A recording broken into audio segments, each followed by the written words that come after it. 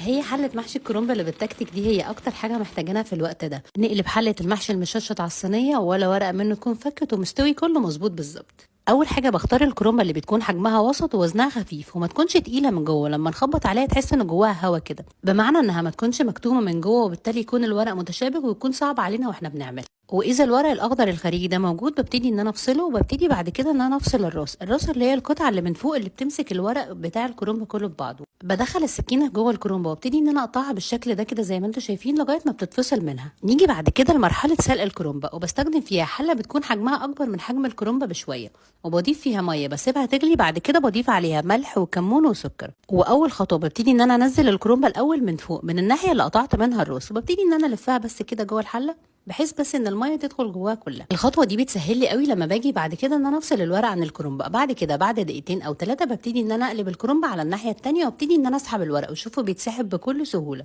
والورق لما باجي اطلعه بيكون طري ومتماسك، بمعنى ان هو ما بيكونش شادد وناشف وفي نفس الوقت مش بيتقطع بسهوله. ببتدي بعد كده ان انا اطلعه من السلق على مصفى او صينيه كبيره، ومش بحط طبقات كتيره فوق بعض.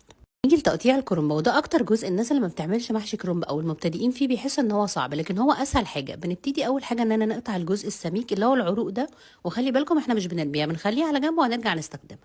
واحده من اسهل طرق تقطيع ورق الكرنب، بنحط 3 او 4 طبقات فوق بعض، وبنبتدي بعد كده اننا نلفهم رول وبنقطعهم لقطع متساويه. كده ببتدي ان انا افرد الرول وبقطع الورق بحجم صباع المحشي اللي انا حابه ان انا اعمله، واللي هو سهل عليا ان انا اعمله. انا بفضل ان انا اعمله بحجم وسط.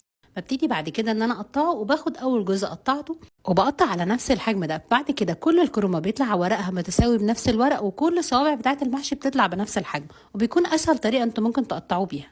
واذا هتفرزوا الورق بتاع الكرنب تقدروا تفرزوه في المرحله دي. بتاخدوا الورق زي ما هو كده، بتحطوه في اكياس محكمه او في علب وبتدخلوه جوه الفريزر. تقدروا تحتفظوا بيه في الفريزر لمده سنه كامله، يعني من موسم لموسم الكرنب اللي جاي. بعد كده نيجي لصلصه او تسبيكه المحشي. ببتدي ان انا اضيف تقريبا تلت كوبايه من الزيت، وبضيف عليها معلقه من السمنه البلدي. انا هرجع اضيف السمنه بعد كده لان انا كنت نسيت ان انا اضيفها.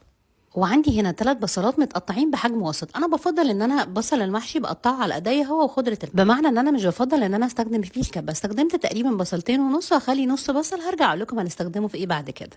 ببتدي بعد كده ان انا اقلب البصل كويس جدا مع السمنه والزيت. وهنا انا مش حابه ان البصل ياخد لون احمر غامق، مجرد بس ان البصل يدبل وبياخد اللون الذهبي ده. ببتدي بعد كده ان انا انزل عليه بالطماطم اللي انا هستخدمها معاه. وكان يفضل ان انا اضيف صلصه الطماطم في الوقت ده، لكن انا هرجع اضيفها بعد كده. لكن لو هتستخدموا صلصه طماطم معلبه ضيفوها في الوقت ده. بعد كده ضفت عليه 3/4 لتر من عصير الطماطم. والطماطم او الصلصه بتاعه المحشي مش بتكون متصفيه، بتكون زي ما هي كده. وضفت عليهم كمان معلقتين من صلصه الطماطم، معلقتين كبار. وزي ما قلت لكم يفضل اننا كنا نضيفها في الاول على البصل وتتقلب مع البصل بحيث انها تطلع منها المواد الحافظه